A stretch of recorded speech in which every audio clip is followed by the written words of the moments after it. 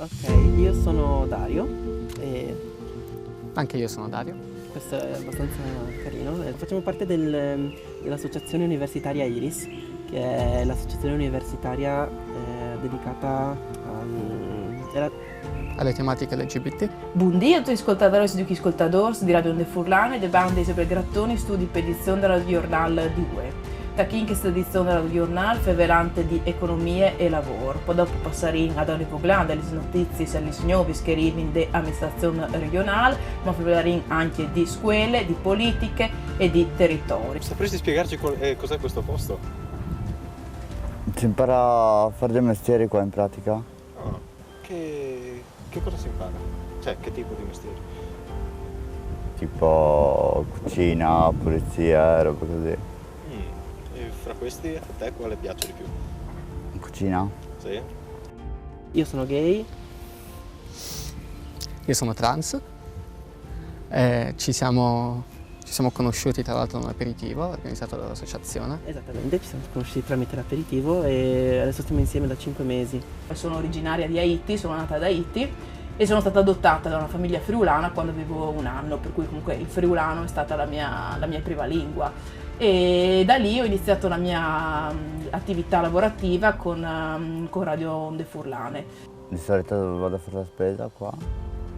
Faccio menù e là lì sempre in pratica la spesa. E alla fine chi mangia tutto quello che preparate? Gli altri colleghi che sono qua in pratica. Siete tanti? Sui 20. I miei genitori non sapevano nulla, ho detto tutto quanto dopo che ho conosciuto lui e comunque l'hanno presa molto bene. Avevo 16 anni quando l'ho detto ai miei. Eh sì, è andata bene anche a me.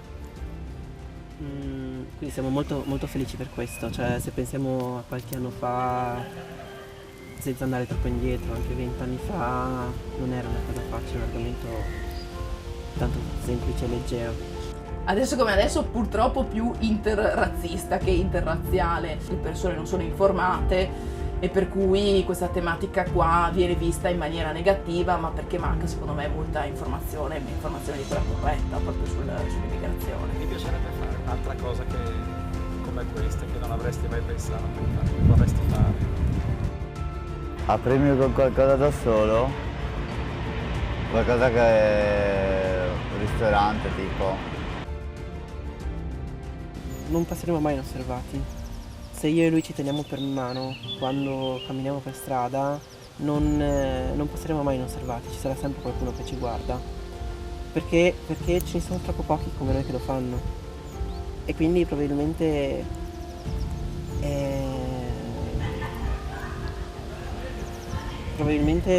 non farlo sarebbe la cosa più stupida che ci potrebbe venire in testa, ma no, non siamo la norma. Noi due non passiamo inosservati quando giriamo per strada. È bello ovviamente anche lo scambio fra culture diverse, per cui se ognuno parla solo la propria lingua, lo scambio diventa un po' difficile. Quindi che ci sia insomma, una lingua, diciamo così, internazionale e con cui ci sono possibilità di scambiarsi punti di vista è importante, però è molto importante comunque valorizzare la propria lingua. Un mondo utopico dove questa conversazione non ha senso. Dove quando io vi dico sono omosessuale voi mi guardate e scusa? Non nel senso che ignorate, cioè che per voi c'è una sola normalità, ma che la normalità è tutto. Quando la nostra condizione non è più una condizione. Quando Non ci sarà bisogno di fare coming out. esattamente, perché una persona non dà per scontato che tu sia normale.